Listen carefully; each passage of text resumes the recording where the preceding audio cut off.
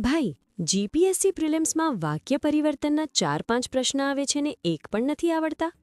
તલાટીમાં કર્તરી કર્મણીનો એક જ પ્રશ્ન ચૂકી જાય ને સિલેક્શન અટકી જાય.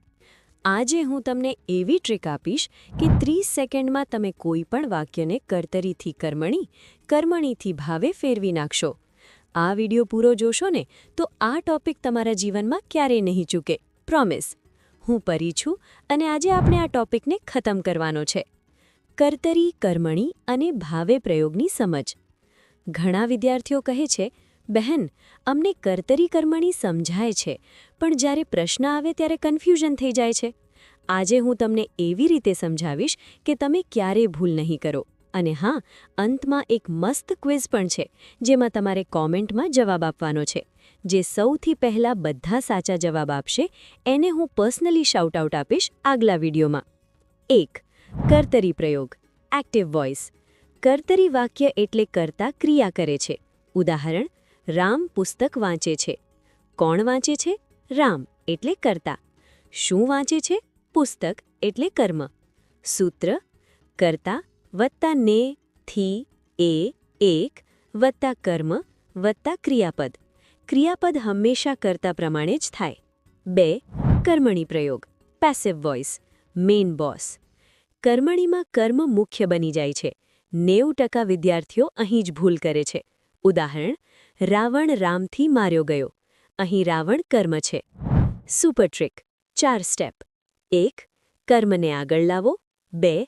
કર્તાને પાછળથી અથવા દ્વારા મૂકો. 3. ક્રિયાપદમાં યુ, આયુ, આઈ, યુ છે ઉમેરો. ક્રિયાપદ જો વુમાં પૂરું થતો હોય તો યુ લાગશે. બીજા ઉદાહરણો: રામે ચિઠ્ઠી લખી. ચિઠ્ઠી રામથી લખાઈ. વિદ્યાર્થીઓએ પુસ્તક વાંચ્યું. પુસ્તક વિદ્યાર્થીઓથી વંચાયું. 3. ભાવે પ્રયોગ. ભાવે વાક્યમાં કર્તા હોતો નથી, ફક્ત ક્રિયાનો ભાવ હોય છે. ઉદાહરણ: રામથી ચાલાયું નહીં. ટ્રીક: ક્રિયાપદ હંમેશા ત્રીજા પુરુષ એકવચનમાં હોય અને વુ પર પૂરું થતું હોય. ચાલવું, ઉઠવું, બોલવું, ખાવું.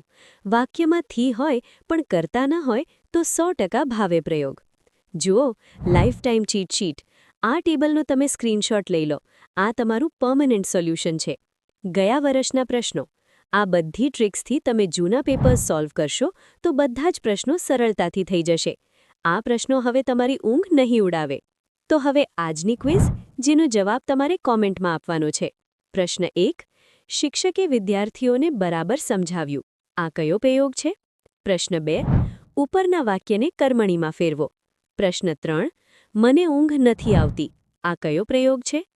નોંધ: સૌથી પહેલા 3માંથી 3 સાચા જવાબ આપનારને આગલા વિડીયોમાં પર્સનલ શાઉટ-આઉટ મળશે.